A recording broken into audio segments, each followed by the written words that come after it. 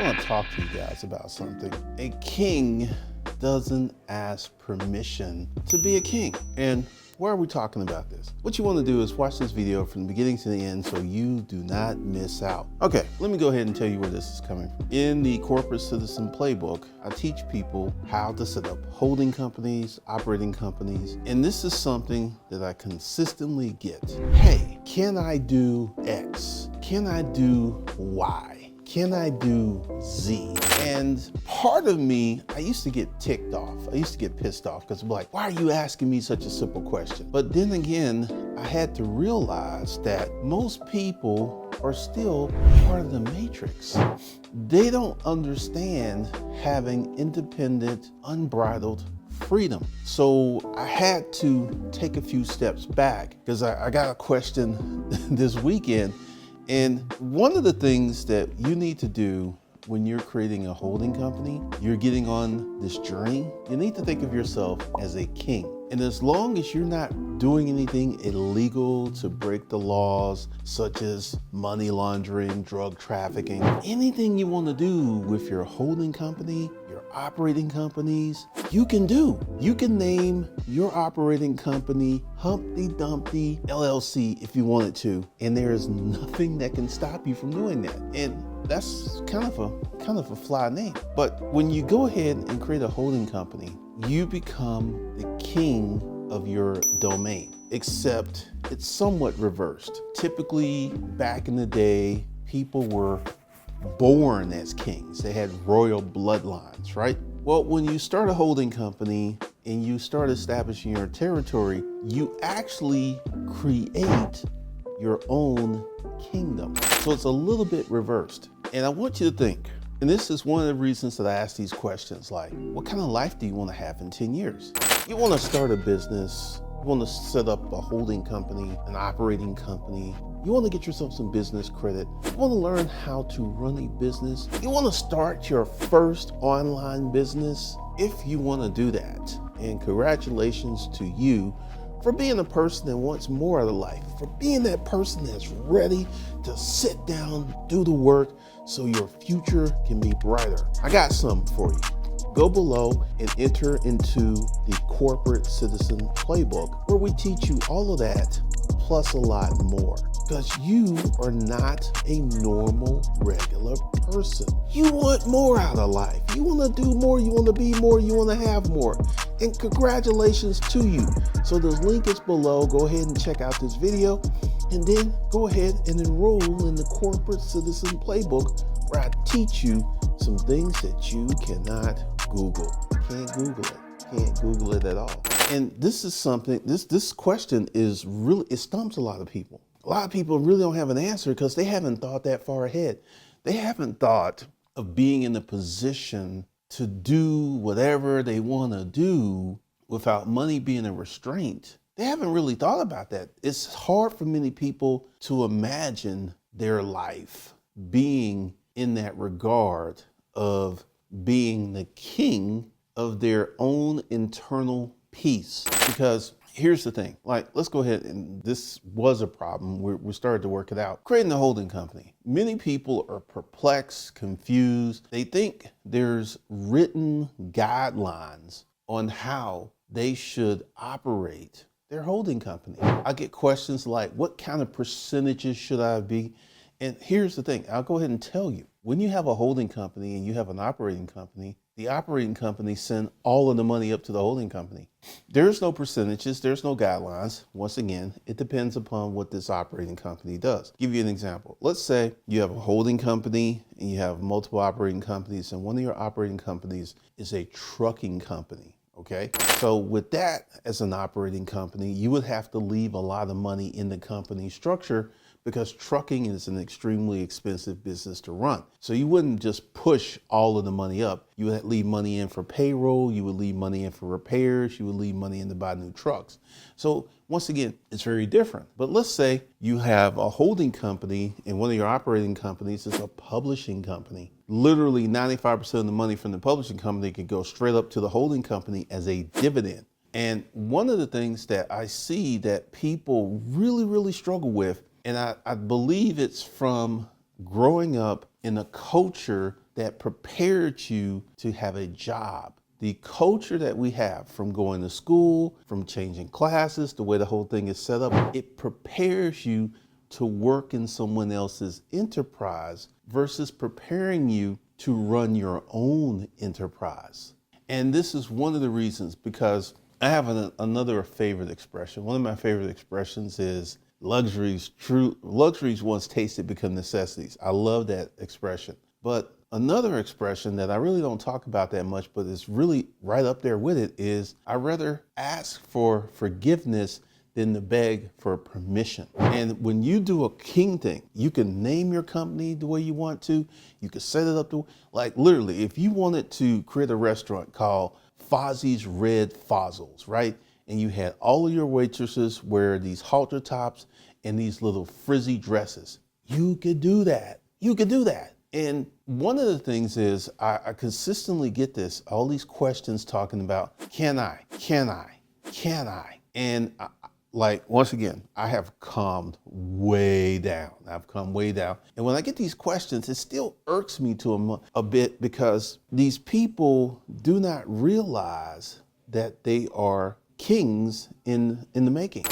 They don't have no understanding of what they're doing. Because essentially, I think, and I really have to get into this, because when you decide, let's go ahead and talk about the establishment of setting up a holding company. When you decide to set up a holding company, you are forecasting for the future that you're going to start new companies in the future. You're forecasting, you're saying, hey, it's 2023. I'm going to start my holding company, and I'm going to start my first operating company. And from 2023, 2024, 2025, 2026, that's all I'm working on. I'm working on my holding company and my operating company. And then once I get my operating company set up, and this will be your first kingdom. And what do I mean when I say get your operating company set up? First of all, you want to set it up where you're managing the business versus running the business. Now, managing the business is that you've hired people, and I will share a story with you with one of my clients. And this is from years and years ago. This is like 10 years old. And I had someone approach me, and it was like, hey, I want to start a business and I need some help. And at this point, let me give you the background. She was married, she had 3 children, and she had a job. Her and the husband together as a couple were making $140 back then. And she just came into an inheritance, and she's like,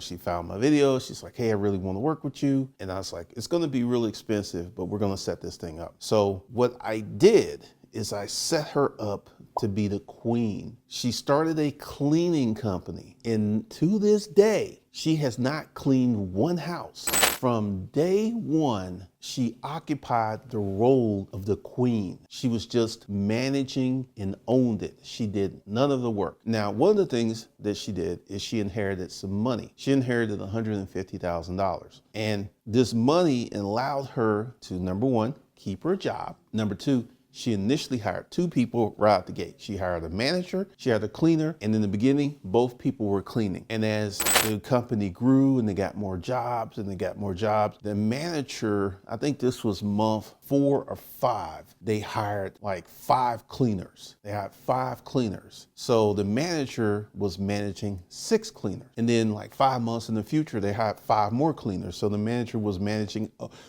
11 cleaners. And I'll tell you this, because I'm not one of these people like, quit your job, the matrix. Jobs can be good because jobs provide stability, they provide income. And I remember one day she called me up, she said, hey, I think I quit my job. I got $75,000 in the bank. And I said, no, you're not ready to quit your job. Not yet. We identified these goals. I want you to have $250,000 in the bank. And at that point, you have the option of quitting your job. And this happened like 7 months or 8 months in the future. And, she called me, she says, I got almost $300,000 in the bank. And this is important. Taxes had been paid on that money. This was the money after the taxes, after paying everyone. She had close to $300,000 in the bank. And I said, now you're in the position to quit your job. Now, why did I walk her through this series? Because at this point, the company had 1 manager and maybe 20 cleaners. So here was the thing. She quit her job and then she went home and she became the PTA mom. She was at all her children's events. She would go to the school, she would volunteer, she would go on field trips, because at this point, I think at this point, the company was 18 months old and the company was making her, I want to say, about $40,000 per month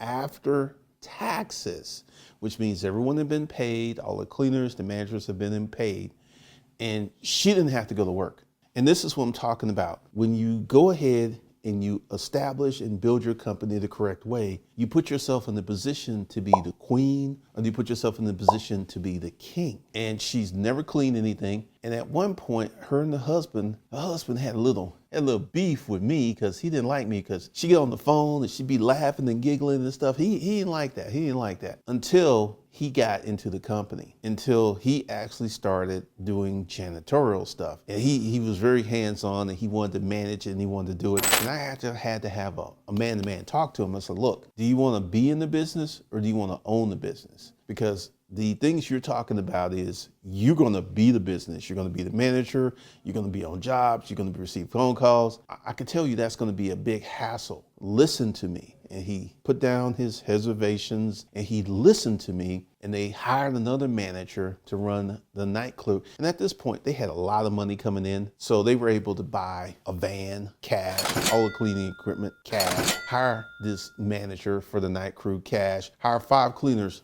all up at once. And then he got to be home to be the king with his queen. So he started going to school and managing stuff, and there are all their kids' soccer practices and football practices. The parents are there because I think at this point they were doing, and I'm talking about their income, because they were at this point, I think, close to $100,000 per month after tax income, which means they were making way more. But they were able to come home, cook breakfast, be with their kids, be full-time parents, because they were acting as a king and a queen, and they didn't have to do the work. They had hired managers to do the work. So this is one of the reasons I have these issues, because I don't think people fully understand what they're entering into, what they're presenting to themselves, what they're beginning to set up. Because when you become a king and queen, because right now everyone's like, I need to leave my job. I want to quit my job. I want to work for myself. I want to work for myself. And what I see is a lot of people doing this the wrong way. I see a lot of people setting this stuff up where they are actively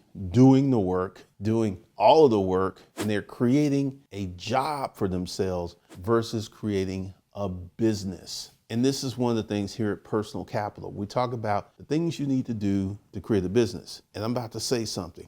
Number one, you need some money to start a business. Going back, and this is why I tell you, she inherited $150,000. I got $50,000. And then the rest of that money went into starting up that company, right? And I think she didn't use the whole 100. I think she used like 30 or 40,000 to get it started. And then she kept the rest of the money in her bank account. But let's go ahead and have this conversation. I mean, I have every person who is broke, has no money, who is starving, who is desperate. They would come to me and it's like, hey, what do you have for me that I, as a broke person with no money, no skill sets, what can I do to make a whole bunch of money? I have no clue. I have no clue, because I've talked about my journey and what I did and how I got my seed capital through starting a business, doing what I was doing on my full-time job. So I have no answers to you if you are broke Dick Danny. You have no money, you have no credit. I have no answers for you. Once again, like with my new program, one of the qualifications before I even get on the phone call is you got to have $10,000. You don't have to have hundreds of thousands. You don't have to have millions, but you need to have some money. You need to have some credit to get a business up and running. And this is one of the things that are, because essentially my target audience is the top 10%, because I already know that typically the bottom 80% or 90%, they just don't have the money. They don't have the credit. They just don't. And this is one of the things this is why she was able to be the queen, because she had the financial resources that allow her to set herself up as the queen and not do the work. To this day, the company's 10 years old. She's not cleaned one house. She's not cleaned one apartment building. She has a team. She has staff. She has her kingdom to do the work for her. So once again, kings don't ask for permission to be successful. They don't. They just go ahead, do the things they need to do so they can become successful. That's how it works. But if you're finding yourself asking for permission to be successful, let me share some bitter truth with you. More than likely, you'll never be successful. I know that sounds a bit harsh, but here's the thing. You're seeking someone's approval to be successful. I want you to really, really think about that. Really, really, really think about that. Put that in a cup and really spin it around and think about that. Because when you adorn the king mindset of, I am going to start a company, I'm going to name it this, I'm going to do this, I'm going to do that, I'm going to do this, I'm going to do this. Once again, you occupy the role of being the king, the dictator. I'm going to do this. I'm going to do this. I'm going to set this up. You get active in doing things that will make you a king. All right. So to help you become a king, go in and get the Corporate Citizen Playbook, where I teach you how to set up a holding company, operating company, start your first internet business, get your business credit, all of that and a lot more. Go below, check out the message I have for you, and I will see you guys in the next video. And go ahead and assume your role as the king, because that's what I'm talking about. That's what personal capital is about. It's about going ahead and helping you put your crown on so you can become the king, the leader, and the manager of your life. That's all I got. I'll see you guys in the next one.